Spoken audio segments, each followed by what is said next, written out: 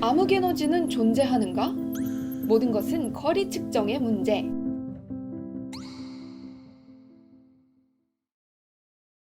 옛날에는 밤하늘을 수놓는 수많은 별들이 지구를 둘러싼 커다란 공에 박혀 있다고 생각했던 사람들이 있었습니다. 모든 별들이 지구로부터 같은 거리에 있다고 생각했던 거죠. 반짝이는 크고 작은 별들을 신이 어두운 밤을 위해 인류에게 선사한 일종의 우주적 조명쯤이라고 상상한 겁니다. 별들은 천구라는 천장에 박힌 우주적 전구들이었던 거죠. 이게 하나도 이상할 게 없는 게 별만 보고서는 그것이 얼마나 떨어져 있는지 전혀 알 수가 없었으니까요. 그렇다면 우리는 지금 그 먼 별까지의 거리를 대체 어떻게 알게 된 걸까요? 천문학이 발달하면서 별까지의 거리를 잴 수 있는 다양하고 기발한 방법들이 개발됐는데 그중 압권은 뭐니 해도 표준 촛불입니다. 원리는 간단합니다. 표준 촛불이라는 이름 그대로 촛불을 이용해서 거리를 재겠다는 거죠. 촛불은 멀어질수록 그 빛이 어두워집니다. 따라서 촛불이 얼마나 어두워졌는지를 정확히 측정하면 촛불까지의 거리를 계산할 수 있다는 아이디어인 거죠. 촛불의 밝기는 거리의 제곱에 반비례합니다. 즉 거리가 2배 멀어지면 4배 어두워지고 거리가 4배가 되면 16배 어두워지는 식인데요. 예를 들어보죠. 우리가 그 밝기를 정확히 알고 있는 촛불이 있다고 가정해봅시다. 이를테면 1m 떨어져 있을 때의 광도가 16인 촛불입니다. 밝기는 거리의 제곱에 반비례한다고 했으니까 거리가 2m일 때의 밝기는 16의 4분의 1, 즉 4로 떨어질 겁니다. 그렇다면 거꾸로 거리를 모르는 상태에서 이 촛불의 밝기를 쟀더니 그 광도가 원래 16분의 1, 즉 1이었다고 합시다. 그러면 이 촛불까지의 거리는 얼마일까요? 이미 답을 가르쳐준 것과 진배 없죠? 거리는 4m입니다. 이처럼 촛불의 원래 밝기를 알면 그 순간 촛불의 빛은 거리를 재는 우주적 줄자가 됩니다. 이러한 촛불의 원리를 그대로 별에 응용해서 별까지의 거리를 알아내자는 게 바로 표준 촛불입니다. 현대 천문학은 별의 밝기를 측정하는 데는 상상을 불허할 정도의 정확성을 자랑합니다.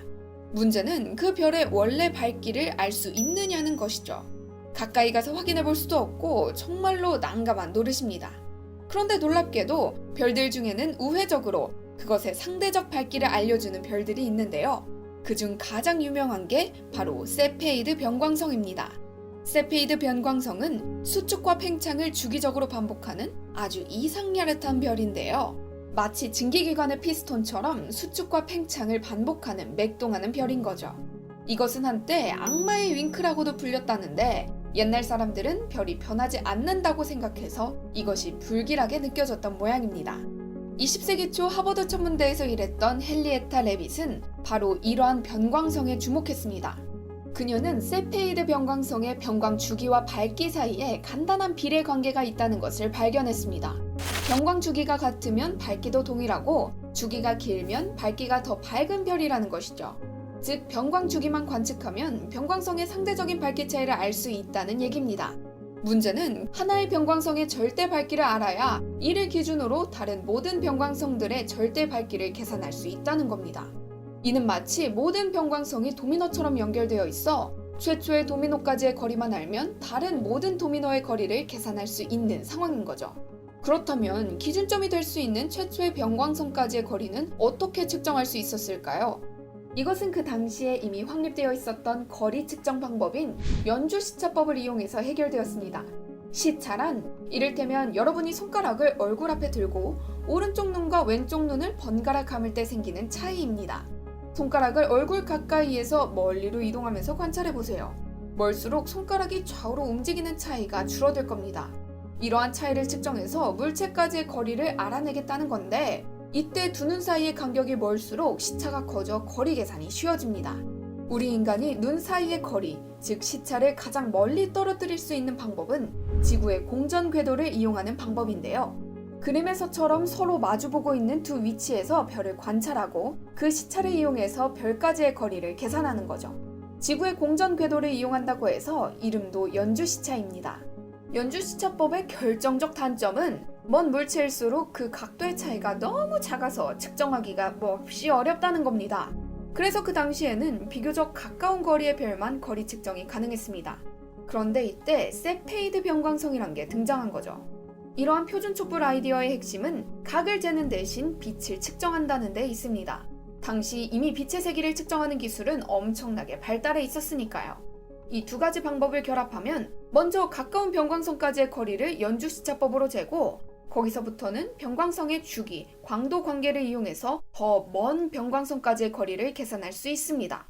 최초의 도미노를 넘어뜨리면 나머지 도미노가 다 쓰러지는 원리인 거죠. 그렇다면 이는 변광성에만 해당되는 얘기지 변광성이 아닌 일반 별까지의 거리는 어떻게 알아내느냐고 질문할 수 있지만 이는 그 별이 속한 은하만 알면 해결이 됩니다. 은하는 우주 공간상에서 비교적 같은 거리의 공간을 차지하고 있는 별들의 집합이니까요.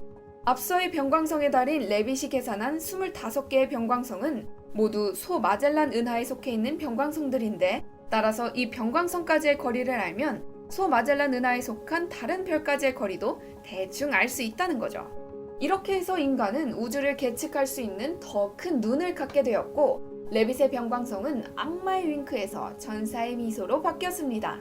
20세기 초 천문학계를 뜨겁게 달군 가장 큰 논란 중 하나는 안드로메다 성운이 우리 은하에 속한 건지 아닌지에 관한 것이었습니다. 이것이 바로 그 유명한 Great Debate, 즉 당대 가장 유명했던 두 천문학자 셰플리와 커티스의 논쟁입니다. 그리고 이 논쟁을 한 방에 잠재운 것이 바로 허블의 관측이었는데요. 당시 가장 큰 망원경을 보유한 윌슨산 천문대에 있었던 허블은 바로 이러한 변광성을 이용해서 안드로메다 은하까지의 거리가 90만 광년이라고 계산했습니다. Game over. 당시 우리 은하의 지름이 10만 광년이라는 걸 알고 있었기 때문에 이는 세기의 대논쟁에 종지부를 찍은 관측 결과였습니다. 가스와 먼지의 구름이라고 생각했던 안드로메다 성운이 안드로메다 은하로 승격되는 순간이었던 거죠. 허블이 셰플리에게 편지를 써서 자신의 결과를 알리자 셰플리가 이 편지가 내 우주를 파괴했어 라고 말했다는 일화는 유명하죠.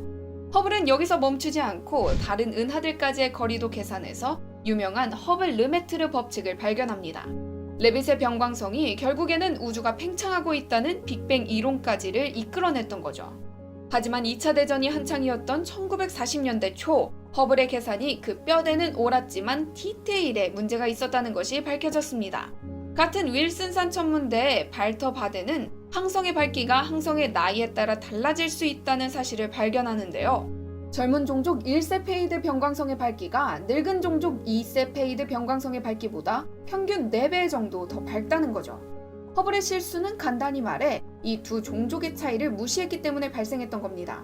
바데가 이를 적절히 수정하자 안드로메다까지의 거리는 2배 정도 더 멀어져서 90만 광년에서 졸지에 180만 광년으로 늘어났고 허블 상수는 반으로 줄고 우주의 나이도 18억 년에서 2배 뛰어 36억 광년이 되었습니다.